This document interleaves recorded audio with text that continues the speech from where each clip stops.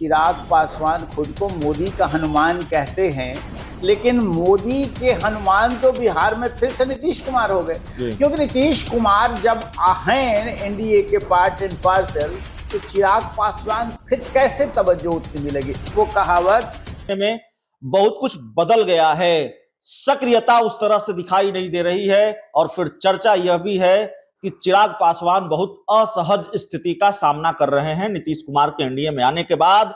इसको समझने के लिए और बेहतर तरीके से समझने के लिए हमारे साथ बिहार के जाने माने पत्रकार त्रिरंजन भारती सर हैं।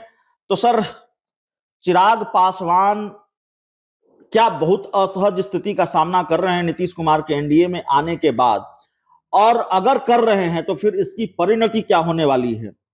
परिणति आप ज्यादा समझ रहे होंगे इसकी, क्योंकि राजनीति में हवाएं चलती है, हवाएं आंधी भी बनती हैं और हवाएं इतनी भी हो जाती हैं कि कभी कभार गर्मी में कुफ्त होने लगती है, आदमी को ऊब होने लगती है। और फिर तो मैं ये आपकी बातों का विश्लेषण अगर करता हूं तो देख रहा हूं कि चिराग पासवान खुद को मोदी का हनुमान कहते हैं, लेकिन मोदी के हनुमान तो बिहार में फिर से नीतीश कुमार हो गए। और नीतीश कुमार को जिस तरह से किनारे लगाने का काम भारतीय जनता पार्टी ने चिराग के बदौलत किया था पिछले विधानसभा चुनाव में, अब उसी नीतीश कुमार के रहते स्वाभाविक है कि इनकी स्थिति असहज हो जाएगी।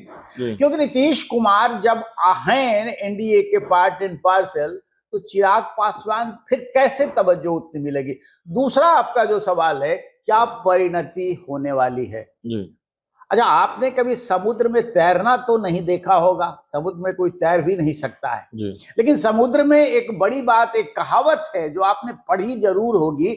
वो कहावत कि हमेशा बड़ी मछलियां छोटी मछलियों को खा जाती है, और भारतीय जनता पार्टी कहती ही है छोटी पार्टियों को खत्म आप होना होगा। भगवान बन रहे हैं, हाँ छोटी पार्टियों को खा जाएंगे, कहती भी है।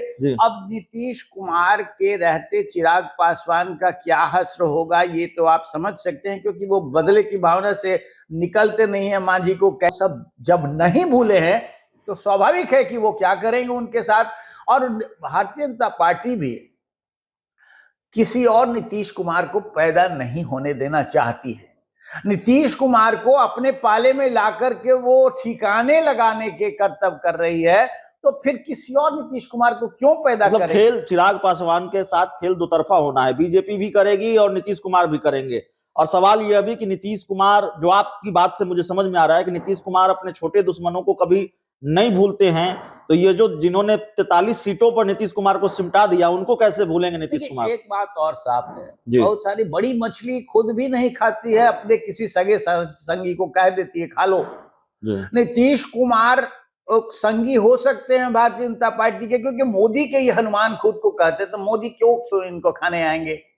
वो उनका कोई और जो टूल है, जो उनका साथ चलने वाला, उसके क्या कहते हैं, उसके लिए बराही टाइप का जो होगा उनका, वो उसके मार्फत इनको निपटा सकते हैं। तो उसके लिए काफी है खुद उनके चाचा ही, और नीतीश कुमार उनके चाचा के आका भी हैं, तो वो मिलकर इनका बाजा बजा। एक आखिरी सवाल है कि क्या चिराग पासवान अपने चाचा से विरासत की जंग हारने जा रहे हैं? हाजीपुर की सीट हाथ से फिसल रही है, वैसे तो हाथ में थी ही नहीं, मतलब हाजीपुर की सीट उनको नहीं मिलने जा रही है। और नीतीश कुमार के आने के बाद चिराग पासवान का बार्गेनिंग फैक्टर कमजोर हुआ है, ये सारी चीजें हैं क्या? एक चीज आपने जो पूछा कि चिराग पासवान का खत्म हो जाएंगे, उनका भविष्य क्या होगा। देखिए, राजनीति में कोई इफ एंड बट नहीं होता। मैं देख रहा हूं और जब से समझ रहा हूं राजनीति को, तो चिराग पासवान आज एनडीए में हम ये समीकरण बिठा रहे हैं कि वो फिसड्डी हो जाएंगे, लेकिन अगर एनडीए से अलग हो गए या फिर उन्होंने खुद प्रशांत किशोर की तरह अपना औचित्य खड़ा कर लिया, तो एक नया पोल बन सकते हैं। और जब नया पोल बन गए, उनके पीछे अगर मासे जाएगी, तो हर पार्टी, हर गठबंधन चाहेगा कि चिराग हमारे साथ हो। तब तो इसका मतलब यह भी है कि एनडीए में रहते हुए चिराग पासवान का राजनीतिक भविष्य संकट में है, या बहुत उज्जवल राजनीतिक भविष्य नहीं है, आगे बहुत फायदा होना नहीं है नीतीश कुमार के एनडीए में रहते चिराग पासवान को। ये तय करना चिराग पासवान को है। चिराग पासवान खुद इतने समझदार और इतने अक्लमंद तो हैं कि वो समझ जाएंगे कि मुझे करना क्या चाहिए। और मुझे लगता है कि जिस तरह से जनाधार का उनके साथ टैग है, जो उनकी लोकप्रियता जिस पैमाने पर है, वो उसे छोड़ना नहीं चाहेंगे, उसे ऐसे ही विदा नहीं होने देना चाहेंगे। वो उस जनाधार के स्वामी बन करके आगे कोई मिरेकल करें, इसकी संभावना मुझे ज्यादा नजर आ रही है। और उन्हें जब एनडीए छोड़ने की नौबत आ जाएगी तो ये भी तय मानिए कि वो फिर यूपीए में या महागठबंधन के साथ जुड़ करके अपने भविष्य को एक और ऐसा मोहरा नहीं बनाएंगे कि फिर वो कलंक साबित हो जाए। इसलिए वो कुछ नया कर सकते हैं। नया करने के लिए मैंने संभावना बता दिया। चलिए, तो हमारे साथ बिहार के जाने माने पत्रकार रंजन भारती सर थे। इस पूरी चर्चा में, इस पूरी रिपोर्ट में इतना ही। बहुत बहुत धन्यवाद। हाँ, धन्यवाद।